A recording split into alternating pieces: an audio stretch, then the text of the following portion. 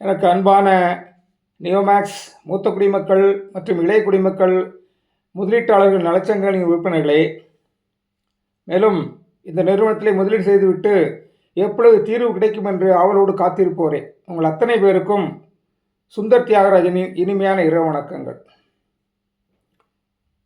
அன்பான சகோதர சகோதரிகளே, நம்மில் அநேகம் பேருக்கு இந்த நிறுவனம் ஏன் இந்த நிலைமைக்கு ஆனது, இப்பொழுது நமக்கான தீர்வு எப்போது கிடைக்கும், ஏன் தள்ளி போகிறது என்ற சில கேள்விகள் மனதிலே இருந்து உறுத்தி கொண்டிருக்கின்றது. ஒரு சிலர் வெளிப்படையாக பேசுகிறார்கள், இவன் தான் காரணம் அவன் தான் காரணம் என்று பழி போட்டு பேசி கொண்டிருக்கிறார்கள். அது மனித இயல்பு, ஆதி மனிதனே அப்படித்தான். ஒரு முள்ளை போய் நம்ம குத்திட்டோம்னா முள்ளு குத்திச்சுன்னு தான் சொல்லுவோம், நான் போய் முள்ளை குத்திட்டேன்னு சொல்ல மாட்டோம். முள்ளுக்கு உயிர் கிடையாது, நம்ம தான் முள்ளை போய் மிதிக்கிறோம்னா முள்ளு குத்திச்சுன்னு சொல்லுவோம். அதுதான் மனித இயல்பு. ஆனால் இந்த வேளையில் இந்த பதிவானது எனக்கு என்ன ப்ரூஃப் பண்ணுறதுக்காக நான் பேசலை.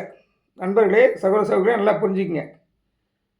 நான் எப்போவுமே ப்ராக்டிக்கலாக பேசுகிறவன், யதார்த்தமாக பேசுகிறவன், உண்மையை பேசுகிறேன், உண்மையை உறக்க பேசுவேன். நான் எதுக்கும் பயப்பட மாட்டேன், யாருக்கும் பயப்பட, ஆண்டவரை தவிர யாருக்கும் பயப்பட மாட்டேன்.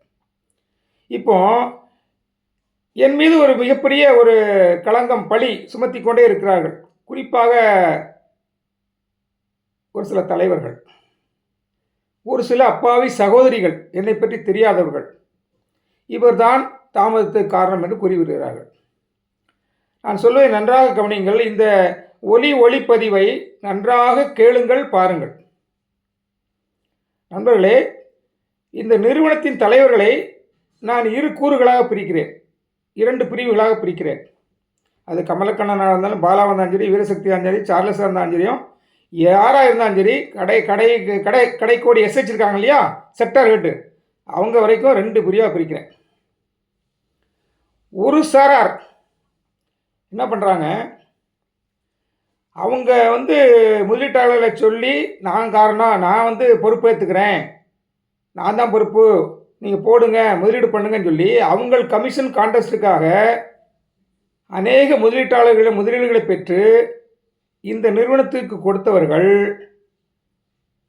அவர்கள்தான் இப்பொழுது முட்டுக்கட்டையாக நிற்கிறார்கள் என்பது என்னுடைய குற்றச்சாட்டு மட்டுமில்லை, யதார்த்தமான உண்மை. இதை அவர்கள் ஒத்துக்கொள்ளவே மாட்டார்கள். இப்போ நிறுவனம் பேரலைஸ் ஆயிடுச்சு. ஏதோ அவசர கதியில் ஏதோ எஃப்ஐஆர் பதிவு பண்ணப்பட்டது 2023. நிறுவனத்தின் பெருந்தலைவர்கள் ஏதோ பயந்து போய் ஓடிட்டாங்க. நாகார்ஜுனா ஜட்ஜி அவர்களே சொன்னாங்க, ஏயா நீங்கள் மறைஞ்சி ஒழிகிறீங்க, தைரியமாக ஃபேஸ் பண்ண வேண்டியதுன்னு அப்படின்னு சொல்லி சொன்னார். அதெல்லாம் கடந்து விட்டது. அப்போ அந்த சமயத்தில் தன்னுடைய முதலீட்டாளர்களுக்கு, தன்னை நம்பி, எனக்கு கமலக்கண்ணனும் தெரியாது, பாலாவையும் தெரியாது, வீரசக்தியும் தெரியாது, சார்லஸையும் தெரியாது, நீ தான் பொறுப்பு, உன்னை நம்பி தான் போடுறையா அப்படின்னு சொல்லி மாமா, மச்சான், அண்ணன், தம்பி, அக்கா, தம்பி, பக்கத்து வீட்டுக்காரன், ஃப்ரெண்டு எல்லாத்துட்டையும் போய், நான் அடிக்கடி சொல்லுவேன், இவனுங்க பிச்சைக்காரன் மட்டும் தான் விட்டுருக்கான்னு சொல்லுவேன். நரிக்கிறவங்க கூட நான் சேர்த்து சொல்லியிருந்தேன், நரிக்கிறவனே பிச்சைக்காரன் விட்டாங்க, நரிக்கிறவனுக்கு கூட ஆதார் கார்டு இருக்குன்னு நினைக்கிறேன், அவன்கிட்ட கூட முதலீடு வாங்கியிருப்பாங்க. எல்லாத்துட்டையும் வாங்கி இந்த நிறுவனத்துக்கு கொடுத்தவர்களே ப்ரெஷர் தாங்க முடியாமல், உன்னை நம்பி தான் போட்டேன், என்ன சொல்கிறேன் அப்படின்னு சொல்லி மக்கள் கேட்கும் பொழுது, முதலீட்டாளர்கள் கேட்கும் பொழுது, இவர்களை நம்பி போட்டவர்கள் கொடுக்கும் அழுத்தத்தை தாங்க முடியாமல் இவர்களே முந்தி கொண்டு போய், வாங்க எல்லாத்தையும் புகாரில் கொண்டு விட்டுறவங்கள எல்லாத்தையும் புகாரில் கொண்டு விட்டாங்க. 1-2 கம்ப்ளைண்ட் இருந்தால் சீக்கிரம் முடிஞ்சிடும். இப்போ ஒரு புண்ணியவான், கோயில்பேட்டிக்காரர் நினைக்கிறேன், அவர் ஆரம்பத்தில் எஃப்ஐஆர் போடுறது காரணமாக இருந்தவர், அவர் இந்த நியோமேக்ஸுங்கிற தேரை இழுத்து கொண்டு தெருவில் விட்டு போனார். அவர் முதலீட்டாளரா அல்லது அவரும் தலைவராங்கிறது எனக்கு தெரியாது. ஆனால் அதன் பிறகு இந்த கீழ்மட்ட தலைவர்கள் இருக்காங்க ஒரு சிலர், குறிப்பாக நான் சிலர் நான் பேர் கூட சொல்ல, எனக்கு ஒன்றும் அச்சம் கிடையாது. இப்போ என்ன டைரக்டர்னு ஒருத்தர் சொல்லிட்டு இருக்கார் இல்லையா, நெய்வேலியை சேர்ந்த அன்பு நாயகம், இவரை போன்றவர்கள் மக்களெல்லாம் கூட்டிகிட்டு போய் இவங்களே அழைச்சிட்டு போய் கம்ப்ளைண்ட் கொடுக்க வச்சிட்டாங்க. ஏன் தெரியுமா? உங்களுக்கு இதனுடைய பின்புலம் தெரியலை, உங்களுக்கு பதில் சொல்ல வேண்டிய தேவையில்லை. இவன் எல்லாத்தையும் புகார் கொண்டு விட்டுட்டான்னா நீங்கள் அடுத்து கேட்கும் பொழுது புகார் கொடுத்தாச்சுல, நீதிமன்றத்தில் கொடுப்பாங்க, விசாரணை நடந்துட்டு இருக்கு இப்படின்னு சொல்லி உங்கள்கிட்ட தப்பிச்சிட்டு இருக்காங்க. இப்போ அப்படி தான் தப்பிச்சிட்டு இருக்காங்கன்னு உங்களுக்கு தெரியும். நான் இதை ஏன் சொல்கிறேன்னா, இதை அடிக்கடி நான் முந்தையே நான் சொல்லிட்டு இருக்கிறேன். இன்று 1/2025 வழக்கானது மதுரையிலே நடைபெற்றது. நான் அந்த காணொலி வாயிலாக நான் ஃபுல்லாகவே கேட்டேன், முழுசும் கேட்டேன். அதில் ஒரு வழக்கறிஞர், யாரும் தெரியாது, ஒரு சீனியர் வழக்கறிஞர், எனக்கு யாருன்னு எனக்கு தெரியாது, யாருக்காக வழக்காட வந்தாருன்னு எனக்கு தெரியாது. அவர் சொன்ன விஷயம் என்னென்னா, நான் இப்போ சொல்கிற விஷயத்தை அப்படியே சொன்னார். மயிலாட், இந்த நிறுவனத்தில் மக்களை முதலீடு செய்ய தூண்டிட்டு நிறைய பட்ட முதலீடுகளை பெற்று நிறுவனத்துக்கு கொடுத்த சில லீடர்ஸே, ஆர்ஹெச்சி எஸ்ஹெச்சி போன்ற லீடர்ஸே இப்பொழுது நிறுவனத்துக்கு எதிராக மக்களுடைய ப்ரெஷர் தாங்க முடியாமல் அவங்களெல்லாம் புகார் போக சொல்லிட்டு இப்போ இவங்களே நிறுவனத்தை எதிர்க்கிற மாதிரி பண்ணிகிட்டு இருக்கிறாங்க, இவங்க தப்பிக்கிறதுக்காக இந்த மாதிரி பண்ணிகிட்டு இருக்காங்கன்னு சொல்லி ஒருத்தர் சொன்னார். 100க்கு 100% உண்மையா இல்லையா? நீங்களே சொல்லுங்கள். 100க்கு 100 உண்மை. இதான் நடந்துட்டு இருக்கு. இப்போ திருச்சியில் உள்ள மூத்த குடிமக்கள் சங்கத்தில், என் சங்கத்தில் நான் ஒரு அக்மார்க் முதலீட்டாளன். இது எல்லாத்துக்கும் தெரியும். தெரிஞ்சே என்னை டைரக்டருங்கிறான் ஒருத்தன், இப்படி கண்ணாப்பினா பேசிகிட்டு இருக்கானே, அதை பற்றி கவலை இல்லை. இப்போ நல்லா புரிஞ்சுக்கிங்க. நான் ஆரம்பத்தில் ஊராக போய் நான் பேசினேன். நான் ஏன் போனேன் தெரியுமா? இந்த அன்புநாயங்கரால ஒரு வீடியோ போட்டுக்கிறார் யூடியூப், அவரும் யூடியூப் பேசுகிறாரு. யார் இப்போ வீட்டுக்கு போகணுங்கிற விவசாயெல்லாம் போச்சுங்க. உனக்கு உரிமை இருக்குது, போடு. பொய்யா ஏன் பேசுகிறீங்கன்னு நான் கேட்குறேன். அதான் எனக்கு ஆதங்கம். இவங்களெல்லாம் மரியாதை கூட பேசணும். எனக்கு என்ன அங்காளி பங்காளி சண்டையா? எனக்கும் இவங்களுக்கும் வர வாய்க்கா வரப்பு தகராறா? உண்மையை பேசுங்க, உண்மையை பேசுங்க. அன்புநாயகம் ஒரு எஸ்ஹெச்சி, மறுக்க முடியுமா? இவர் எத்தனை பேர் முதலீடு வாங்கி போட்டிருக்காரு? அவங்களெல்லாம் கூட்டு போய் புகாரில் விடுறதுக்காக இவர் ரெடி பண்ணி வச்சிருந்தார் நெய்வேலியில். அப்போ பார்த்து அங்கே உள்ள நிறுவனத்திற்கு மேலே விசுவாசமும் உள்ள சில தலைவர்கள் என்ன கூப்பிட்டாங்க. ஐயா, எங்கள் ஆளுங்களாம் ரொம்ப பீதியில் இருக்காங்க, குழப்பத்தில் இருக்காங்க. அவங்க சொன்னது தான், குழப்பத்தில் இருக்காங்க, என்ன பண்ணலாங்கிற குழப்பத்தில் இருக்காங்க, நீங்கள் நீங்கள் அவங்ககிட்ட கொஞ்சம் பேசுனீங்கன்னா நல்லாயிருக்கும் சொல்லி என்னை அழைத்தார்கள். நான் சென்றேன். நான் போய் என்ன பேசினேன்னா, புகார் கொடுக்கணும்னு யாரையும் கைப்பிடிச்சிருக்கல. யாரும் சின்ன குழந்தை இல்லை, பால் புட்டியை புட்டியில் பால் குடிக்கிற பாப்பா யாரும் கிடையாது, சின்ன குழந்தைங்க கிடையாது. எல்லா வயதானவர்கள், பெரியவர்கள், நல்லா படித்தவர்கள், விவரம் தெரிந்தவர்கள். அவங்ககிட்ட போய் நான் சொன்னேன், அவங்க கேட்பாங்களா புகாருக்கு போகாதுன்னு சொல்லி தடுத்தான். நான் தடுக்கலை. நான் என்ன சொன்னேன்னா, கொஞ்சம் பொறுமையாக இருந்து பார்ப்பையா, கொஞ்சம் பொறுமையாக இருங்க, அவசரப்படலாம்னு சொன்னேன். இப்போ நான் ஒன்று கேட்குறேன், உங்களெல்லாம் நீங்கள் சிந்திச்சு பாருங்கள், கொஞ்சம் மனசாட்சியோடு திங்க் பண்ணி பாருங்கள். ஒரு பிரச்சனை வருதுங்க, ஒரு 2 பேருக்குள்ள கொடுக்கல் வாங்கல பிரச்சனை வருது. அப்போ பணம் கொடுத்தவர் என்ன பண்ணுவார் தெரியுமா? முதல்ல அந்த யார்கிட்ட கொடுத்தாரோ அவரை அழைத்து பேசுவார். அதனை முறை, அதனை நடைமுறை. அவரை அழைத்து பேசுவார். அவர் கொடுக்க மாட்டேன்னு ஏமாத்திட்டேன் தரமாட்டேன்னு சொல்லிட்டாருன்னா அதன் பிறகு என்ன பண்ணுவார்? இவர் நண்பர்களை அழைச்சிட்டு போகலாம், உறவினர்களை அழைச்சிட்டு போகலாம், இல்லை அடியாளை கூட அழைச்சிட்டு போகலாம். நடைமுறை தானே, நான் யதார்த்தமாக பேசுகிறேன். அப்படியே போயும் கேட்டும் கிடைக்கலனாக்கா அதன் பிறகு தான் காவல்துறைக்கு போவார்கள். அதான் முறை. காவல்துறைக்கு சென்ற பிறகு, இஓடபிள்யூக்கு சென்ற பிறகு வேறு வழியே இல்லை, அவங்க வழக்கை தான் நீதிமன்றத்துக்கு நகர்த்தி செல்வார்கள். அதுதான் நடந்தது. இப்போ ஆரம்பத்தில் புகார்கள் குறைவாக இருந்திருந்துன்னா இப்போ ஓரளவுக்கு நிறுவனத்தார் கம்மியான அளவு இருந்தால் அவங்க செட்டில் பண்ணிவிட்டு ரிலீஸ் ஆகிருப்பாங்க. அட்வொகேட் கமிஷன் அதான் நம்ம நம்பி இருந்தோம். அதை ஒரு புண்ணியமாக கெடுத்துவிட்டான் ஆச்சுங்களா. ஆனால் என்ன பழி போட்டுட்ருக்கானுங்க இப்போ எல்லாம். நான் தான் காரணம். நல்லா உள்வாங்கிக்கிங்க. இப்போ நான் சொன்னதை கேட்டு கொஞ்சம் பொறுமையாக இருந்திருந்தா புகார்கள் எண்ணிக்கை குறைவாக இருந்திருக்கும். செட்டில்மெண்ட்டு சீக்கிரம் முடிச்சுட்டு வெளியே வந்திருப்பான். இப்போ இவனுங்க பண்ண கூத்துனால இவனுங்க முதலீட்டாளர்கிட்ட பணத்தை வாங்கி போட்டு ஏமாற்றி விட்டு, நான் கேட்குறேங்க, பாலா, கமல், வீரசக்தி, சார்லஸ் இவங்கெல்லாம் திருடங்க, ஏமாற்றி விட்டாங்கன்னு சொல்லி இவங்கெல்லாம் சொல்கிறாங்களே, அவன் திருடனா நீ பணத்தை முதலீட்டாளர்கிட்ட வாங்கி நீ யார்கிட்ட கொடுத்த? இவங்களாம் யார்கிட்ட கொடுத்தாங்க? மேலே தானே கொடுத்தாங்க, அவங்ககிட்ட தானே கொடுத்தாங்க. அப்போ அவங்க பெரிய திருடன் எடுத்துகிட்டு உன்னை சின்ன திருடன் எடுத்துக்கலாமா? அவர் கமலக்கண்ணன் நான் தான் பொறுப்புன்னு அவர் பொறுப்பு எடுத்துகிட்டு போயிட்டார். யாரையும் காட்டி கொடுக்கல. அவர் பாட்டு கையை தூக்கிட்டு எல்லாருமே எல்லாத்தையும் காட்டி கொடுத்துருந்தான்னா எல்லாரும் உள்ள போண்டிய நிலைமை வந்திருக்கும். அவங்க அதை செய்யலை. அது வந்து நீங்கள் உங்களுக்கு அந்த நன்றி உணர்ச்சி இருக்காது. ஆனால் ஆரம்பத்தில் நான் சொன்னதை கேட்டு கொஞ்சம் அமைதியாக இருந்திருந்தாங்கன்னா என்ன நடந்திருக்கும்? சீக்கிரம் செட்டில்மெண்ட் வந்திருக்கும். அட்வொகேட் கமிஷனர் ஒரு புண்ணியவங்க எடுத்துக்கிட்டான்னு சொன்னேன். அதன் பிறகு என்ன ஆனது? நாங்கள் பொறுமையாக தான் இருக்கிறோம். நிறுவனத்தார் என்ன சொல்கிறாங்க? நாங்கள் கொடுக்குறோம், உங்களுக்கு கொடுத்துட்றோம், நாங்கள் எங்களை நம்பி இருக்கோம், நாங்கள் கொடுக்குறோம், ப்ராஃபிட்டோடு தரேன்னு தான் சொன்னாங்க. அவங்க சொல்ல நாங்கள் நம்பினோம், அவங்க ஏமாத்துற மாதிரி எங்களுக்கு படலை. ஆனால் இந்த தலைவர்களே, இந்த இடைப்பட்ட தலைவர் இருக்காங்க இல்லையா, இந்த மாதிரி மக்களை தூண்டி விட்டு புகாருக்கு போக சொன்னவன், இந்த மாதிரி ஒரு ஆள், ஐ திங்க் தேனியை சேர்ந்தவர் நினைக்கிறேன், தேனியோ கம்பமோ, ஒரு புண்ணியமாக என்ன பண்ணிட்டார், அவர் நல்லா சம்பாதிச்ச ஒரு நிறுவனத்தில் நல்லா சம்பாதிச்ச ஒரு தலைவர் ஈடியை உள்ளெழுத்து விட்டார். நான் யாரையும் வந்து திட்டுறதுக்காகவோ ஒரு அந்த கேலியை கிண்டலாக பேசுறதுக்கு அந்த பதிவை போடல. என் கூட ஒரு தம்பி இருந்து பேசுவார், அவரையும் வந்து பூம்பு மாடுன்றான் ஒருத்தன். என்ன சொல்கிறது? அதாவது ஒரு உண்மையை சொன்னால் நம்ம சிரிக்கக்கூடாதுன்றான். யூடியூப் பண்ணும்போது சிரிக்கக்கூடாதுங்கிறான். சரி, ஈடி இழுத்து விட்டானுங்க. ஈடி இழுத்து விட்டா என்னாச்சு? இவன் எல்லாம் பயந்துட்டான். நிறுவனம் பயந்து போய் என்ன பண்ணால் இருந்த சொத்து அத்தனையும் கொடுத்துட்டான். மொத்தத்தையும் கொடுத்துட்டானா, இன்னும் வச்சுருக்கானாங்கிறது எனக்கு தெரியாது. பினாமி பேரில் வச்சுருக்கலாம், எனக்கு தெரியாது. ஆனால் நிறையா சொத்துக்களை, பெரும்பகுதியான சொத்துக்களை கொடுத்துட்டான்.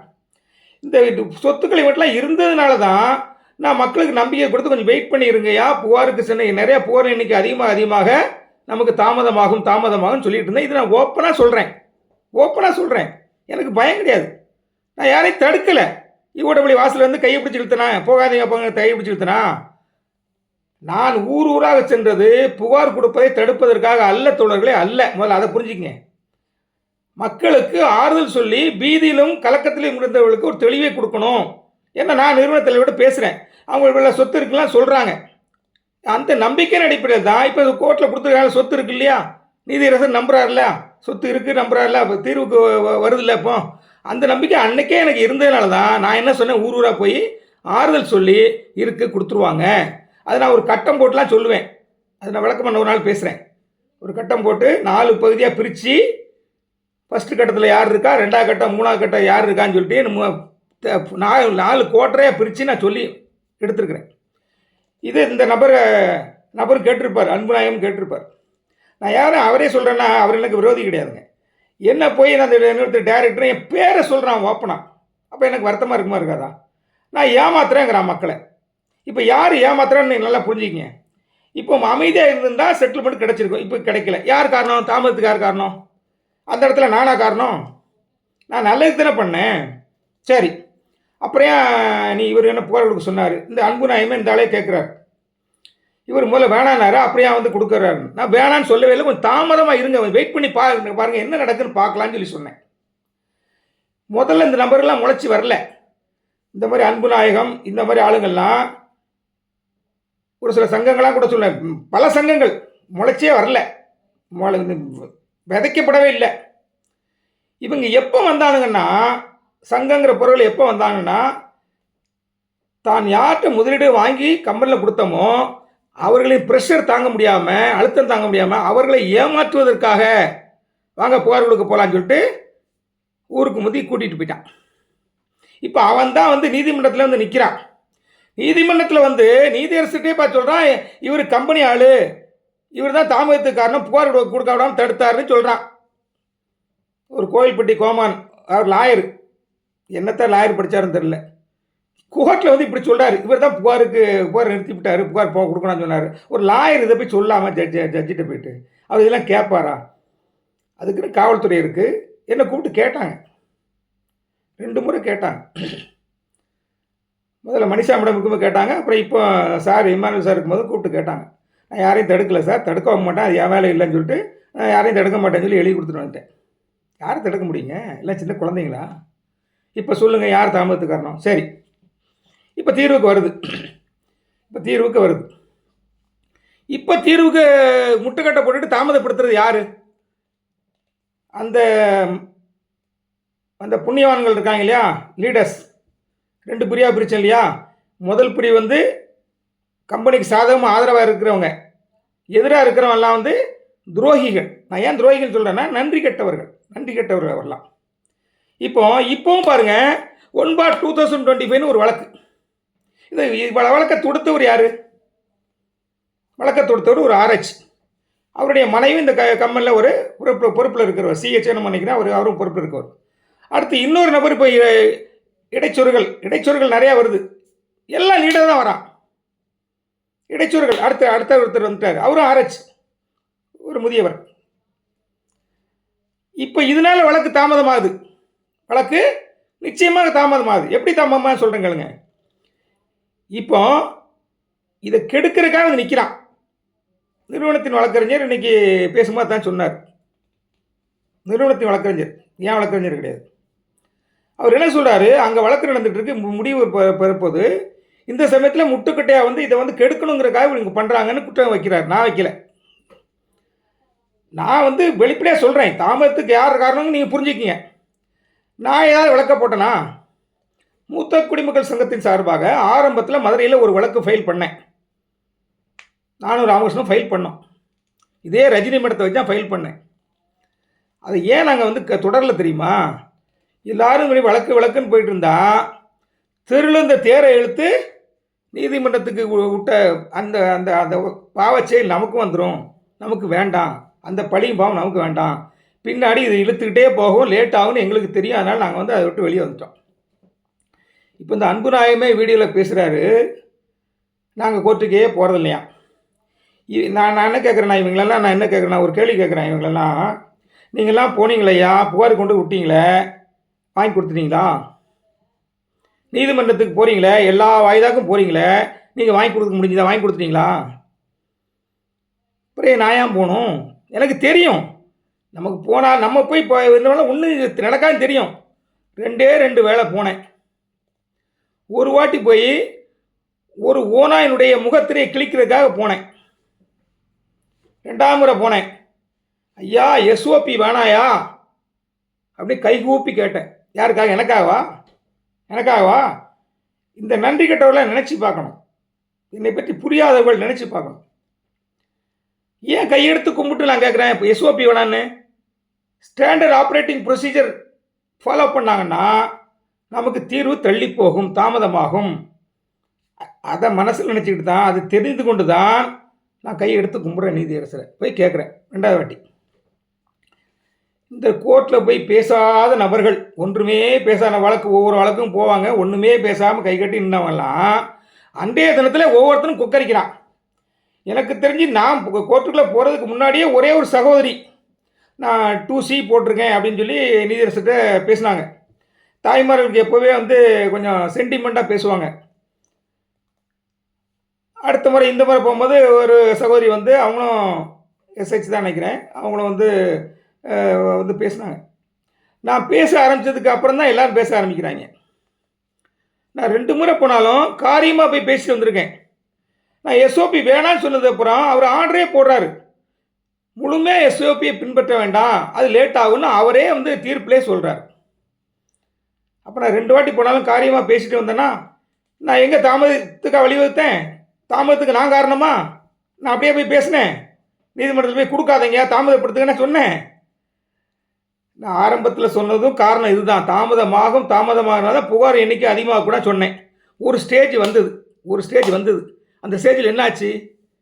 நீதியரசரே இது கடைசி வாய்ப்பு, இனிமேல் வாய்ப்பு தரப்பட மாட்டாது, 8/10/2025 கொடுத்தாங்கன்னு சொல்லிட்டாரு.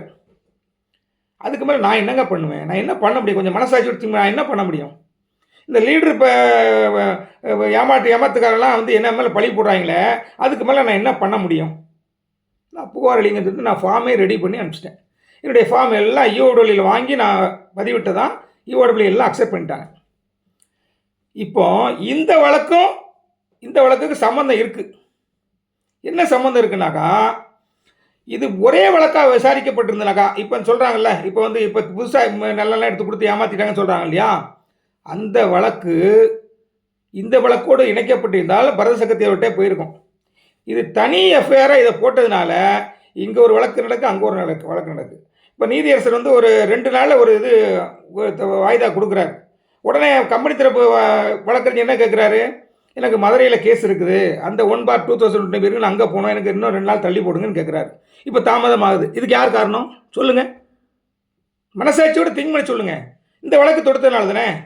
ஐயா முதல் வழக்கு தொடுத்துட்டாங்க, எஃப்ஐஆர் போட்டாங்க, வழக்கு நடந்துகிட்ருக்கு. நான் சொல்லிட்டே இருந்தேன் புகார் கொடுத்தா தாமதமானு. இந்த லீடர் பசங்கள்லாம் எடுத்துக்கொண்டு விட்டாங்க, அன்பு நாய் மாதிரி ஆளுங்களாம் எடுத்துக்கொண்டு கம்ப்ளைண்ட் விட்டாங்க. அவனே சொல்லியிருக்கானே, அந்த ஆளே யூடியூப்பில் பேசியிருக்கான். இந்த மாதிரி நான் வந்து அழைச்சிட்டு போகிறக்க ரெடியாக இருந்தேன், இவர் கெடுத்து விட்டார். வந்து நான் நல்லதுக்கு பண்ணேன், நான் பொது எண்ணத்தோடு நல்லா தொலைநோக்கு பார்வையத்தோடு சொன்னேன். டைம் ஆகிடும், இழுத்துட்டே கோர்ட்டுக்கு போனால் லேட் ஆகும், தாமதமாக போகிற அதிகமாக போகக்கூடாதுக்காக அந்த இடத்துல கொஞ்சம் வெயிட் பண்ணுங்க சொன்னேன். ஆனால் இவனை போகிற ஆளுங்க நிறுவனத்தை காப்பாற்றுற கிடையாது, அவனை காப்பாற்றிக்கிறக்காக. நான் யார்ட்டையும் வாங்கி போடல, எனக்கு ப்ரெஷரே கிடையாது, எனக்கு ஒரு பிரச்சனை கிடையாது. நான் எந்த முதலீட்டாளரையும் இப்போ ஏமாத்தலை. அக்கம் பக்கத்து வீட்டுக்காரன், என் ஃப்ரெண்ட்ஸ் யார்ட்டையும் நான் வாங்கி நிறுவனத்துக்கு ஒரு பைசா கூட கொடுக்கல, ஒரு சிங்கிள் பென்னி கூட நான் வந்து கமிஷனாக வாங்கலை.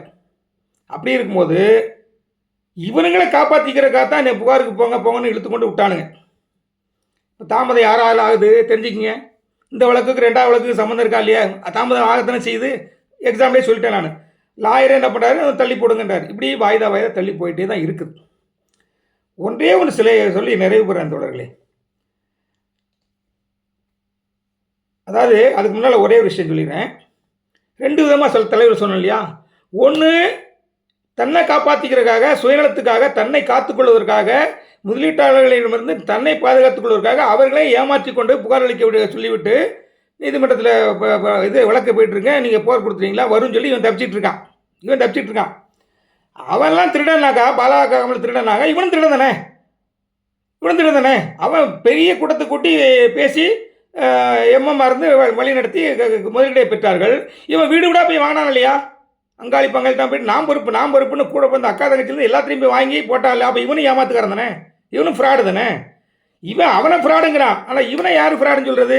இவன் தப்பிக்கிறக்காக முந்திட்டு அவனை ஃப்ராடுன்னு சொல்லிட்டு அவனை எதுக்குற மாதிரி நாடகம் ஆடிக்கொண்டு இருக்கிறான் தோழர்களை. நாடகம் ஆடிக்கொண்டு ஒரு நபர் இல்லை, நான் ஒரு நபருக்காக சொல்ல, இந்த மாதிரி சங்கம் ஆரம்பிச்சிருக்க அத்தனை பயிலும் அப்படி தான் இருக்கான். எங்களை தவிர எங்கள் சங்கத்திலும் தலைவர்கள் இருக்கிறார்கள். என்னை போன்ற என்னுடனே இருக்கக்கூடிய ஒரு பெரிய தலைவரே, நல்ல பெரிய பொறுப்பில் எனக்கு இணையான பொறுப்பில் இருக்கக்கூடியவரே தலைவர் தான். கமிஷன் கான்டெஸ்ட் எடுத்தவர் தான். சிங்கப்பூர் மலேசியாலாம் டூர் போனவர் தான். சில சகோதரிகள் என்னுடைய ஆஃபீஸ்க்கு வேற நிர்வாகத்தில் இருக்காங்க. நிறைய பேர் கமிட்டி மெம்பராக இருக்காங்க, இசிஎம். அவங்களும் தலைவர்கள் தான். ஆனால் இது என்னுடன் இருக்க தலைவர்கள்லாம் எப்படி தெரியுமா? என்னுடன் இருக்க தலைவர்கள் இந்த மக்களுக்கு தீர்வு கிடைக்க வேண்டும், எந்த விதத்திலும் தாமதப்படுத்தக்கூடாது என்பதற்காக எங்களோடு இணைந்து ஓடிக்கொண்டு இருக்கிறார்கள். நிறைய தலைவர் எங்கள் சங்கத்தில் இருக்காங்க. இவர்கள் எல்லாம் மக்களுக்கு தீர்வு கிடைக்க வேண்டும், சீக்கிரமாக கிடைக்க வேண்டும் என்று சொல்லி இன்றைக்கு கூட நான் சொல்லுகிற தலைவர்களில் ஒருவர் சென்னையில் போய் எல்லாத்தையும் பார்த்து வந்துருக்கிறார், கடிதம் கொடுத்து வந்திருக்கார். சீஃப் செக்ரட்டரி, ஹோம் செக்ரட்டரியை பார்த்து நாங்கள் சங்கத்தின் சார்பில் நேரால் போக முடியல, அவங்க போய் கொடுத்து வந்திருக்காங்க. இது 2ஆம் கட்ட தலைவர்கள். நான் 2 கூறா பிரிச்சல, 2ஆம் பிரிவு தலைவர்கள். இப்போ ஒரு பிரிவு தலைவர்கள், அது நான் யாருன்னு குறிப்பிட்டு சொல்ல விரும்பல, எஸ்ஹெச்லேருந்து எழுத்து நிற்கிறான்ல, சங்கத்தை அமைச்சு எழுத்து நிற்கிறவன், அவெல்லாம் அவனை காப்பாற்றிக்கிறதாக சங்கம் அமைச்சிருக்கான். நன்றி கெட்டவர்கள். நான் நன்றி கெட்டவர்களுக்கு ஒரு கடைசியில் எக்ஸாம்பிள் சொல்லி முடிக்கிறேன் பாருங்கள். எங்களுடன் இருக்கும் தலைவர்கள் முதலீட்டாளருக்கு முதலீடுகளை சீக்கிரமாக வாங்கி கொடுக்க வேண்டும் என்று ஓடிக்கொண்டு இருக்கிறவர்கள். இப்போ சொல்லுங்கள், 2 பிரிவாக இருக்கானா? இதில் டாப் டு பாட்டம் இருக்கான். பெரிய தரப்பில் டைரக்டர் லெவலில் எப்படி இருக்கான்னா, அவெல்லாம் சைலண்டாக இருக்கான். நல்லா கொள்ளை அடிச்சுட்டு சம்பாதிச்சுட்டு சைலண்டாக இருக்கான். எந்த விதத்திலும் உதவி செய்யாமல் சைலண்டாக இருக்கான். யார் எவன் செத்தை கெடுக்கிட்டு போனானே, நம்ம நல்லா கொள்ளை அடிச்சுட்டு சம்பாதிச்சுன்னு உட்காந்துருக்கான். அது ஒரு குரூப் இருக்கான். இந்த கடைமட்ட தலைவர்கள் எஸ்ஹெச், டிஹெச் இந்த மாதிரி ஆளுங்க தான் சங்கங்களை அமைத்து கொண்டு நிறுவனத்தை எதிர்ப்பாக ஒரு நாடகம் ஆடிக்கொண்டு முதலீட்டாளர்களை ஏமாற்றி கொண்டு வருகிறார்கள். கடைசியாக ஒன்று சொல்லி நிறைய பெறுகிற தோழர்களே, நல்லா கேட்டுங்க. இப்போ பாலமேடு, அலங்காநல்லூர்லாம் ஜல்லிக்கட்டு நடந்து நீங்கள் பார்த்துருப்பீங்க. இப்போ ரீல்ஸ் நிறையா வருது, நீங்கள் யூடியூப் தானே ரீல்ஸ் நிறையா வரும். அதில் பாருங்கள், காளைகள் பார்த்தீங்கன்னா துள்ளி விளையாடுது. ஒரு போய் கை வைக்க முடியல, முட்டி தூக்குது, ஆளுங்களை தூக்குது. நீங்கள் கவனமாக பாருங்கள், முட்டி தூக்குது. நான் அடிக்கடி அதை பார்த்துட்டே இருப்பேன் டெய்லி. அதுலேருந்து நான் ஒரு பாடத்தை கற்றுக்கொண்ட என்ன தெரியுமா? அந்த நன்றி கெட்ட மனிதர்களுக்காக இதை சொல்கிறேன். அந்த காளைகள், இளம் காளைகள், நம்ம பசங்க இருக்காங்களா, இளைஞர்கள், அவர்களெல்லாம் குத்தி தூக்குது. வர்றவனை எவனையும் பக்கத்தில் விட மாட்டேங்குது. காளை வென்றது என்று அனௌன்ஸ் பண்ணுறாங்க. அதே காளை, ஆக்ரோஷமான காளை, தன்னை வளர்த்த ஒரு பெண் வருகிறார், இந்த கயிறை தூக்கிட்டு வராரு, காலை என்று சொன்னோடனே அப்படி பக்கத்தில் போய் கழுத்தில் போகிறாரு. அமைதியாக நிற்குதுங்க, அமைதியாக நிற்குது. இதுலேருந்து என்ன பாடம் தெரியுமா? இது நான் உறக்க சொல்கிறேன். நன்றி, விசுவாசம் வேணுங்க. அதை காளையாக எல்லாத்தையும் முட்டி தூக்குது. அந்த அம்மாவிட்ட போய் பம்மி நிற்குது கடைசியில். அதே டைமில் தான் உடனே கொஞ்ச நேரத்தில் காளை வென்றன்னு சொன்னோடனே அந்த மாட்டுக்காரங்க உரிமையாளர் போகிறாங்க. அது தாய்க்கிழமாக இருந்தாலும் சரி, சகோதரர்களும் போகிறாங்க, மாட்டு ஓனர் போகிறாங்க. பேசாமல் நிற்குதுங்க. நன்றி, விசுவாசம். தன்னை வளர்த்தவர்கள், நமக்கு சோறு போட்டு வளர்த்தவர்கள் என்று நன்றி விசுவாசம் அதற்கு இருக்கிறது. ஆனால் இந்த நிறுவனத்தில் கொள்ளையடித்தவர்கள், கொள்ளையடித்து விட்டு நன்கு கொள்ளையடித்துன்னு சொல்ல மாட்டேன், கொள்ளையடித்தவன் அமைதியாக இருக்கான். இந்த நிறுவனத்தில் கமிஷன் கான்டெஸ்ட் எடுத்து சம்பாதித்த தலைவர்கள், அன்புநாயகம் போன்றவர்கள் இப்படி ஏன் துரோகம் செய்ய வேண்டும் நிறுவனத்துக்கு எதிராக? அவர்கள் நிறுவனத்தின் பக்கமெல்லாம் நிற்க வேண்டும். நாயா நிற்கணும். நான் நிறுவனத்திலிருந்து ஒரு கமிஷன் கான்டெஸ்ட் எதுவுமே எடுக்கலையே, சிங்கப்பூர் மலேசியா டூர் போகலையே, நீலாம் நிற்கணும். அந்த மாட்டுக்கு இருக்கக்கூடிய நன்றி விசுவாசங்கள் உனக்கு இல்லாமல் நல்லா சம்பாதிச்சு வாயில் கொட்டிக்கிட்டா நீயும் குடும்பமும் சாப்பிட்டீங்களே, அந்த நிறுவனத்துக்கு எதிராக அந்த நிறுவனத்தை அழிக்க வேண்டும் என்று துளித்து கொண்டிருக்கிறீர்களே, உங்களால் தாமதமாகிறதா, என்னால் தாமதமாகிறதா? மனசாட்சியோடு திங்க் பண்ணிப்பாங்க. எல்லாருமே எல்லாருக்குமே சொல்கிறேன், முதலீட்டாளர் எல்லாருக்குமே என் மேலே ஒரு கோபம் இருக்குது. நான் அக்மார் முதலீட்டாளர், நான் ஓப்பனாக சொல்கிறேன், ஓப்பன் சேலஞ்ச் பண்ணுறேன். உங்களுக்கு மனசாட்சி இருந்தால் என்ன ப்ரூஃப் பண்ணுங்க. நான் கமிஷன் கான்டெஸ்ட் வாங்கிட்டேன், நிறுவனத்திலிருந்து கொள்ளக்கூடியாக பணம் வாங்கிட்டேன்னு சொல்லிட்டு நாளைக்கு நான் பேசுகிறேன். இன்று இதோடு முடித்துக் கொள்கிறேன். அந்த 5 ரூபாய் படுத்த மாட்டுக்கு இருக்கக்கூடிய ஒரு நன்றி உணர்வு கூட நான் மனுஷனுக்கு இல்லையேன்னு நினைக்கும் போது ஆதங்கப்படுறாங்க. அதாங்க எனக்கு கோபமாக வருது. யாரையும் எனக்கு மதிப்பு இல்லாமல் பேசுகிறேன். நான் பேசுகிற பாருங்க, யாரும் அவன் பேசுவேன் தெரியுமா? இந்த மாதிரி லீடர்களை தான் பேசுவேன் நான். இந்த மாதிரி தலைவர்களை, இந்த மாதிரி நன்றி கிட்ட மனிதர்களை தான் அவன் பேசுவேன், தவிர எல்லாரையும் பேச மாட்டேன். நாளைக்கு நான் தொடர்ந்தேன். நன்றி தோழர்களே, நன்றி. புரிந்து கொள்ளுங்கள், தயவுசெய்து புரிந்து கொள்ளுங்கள். நன்றி.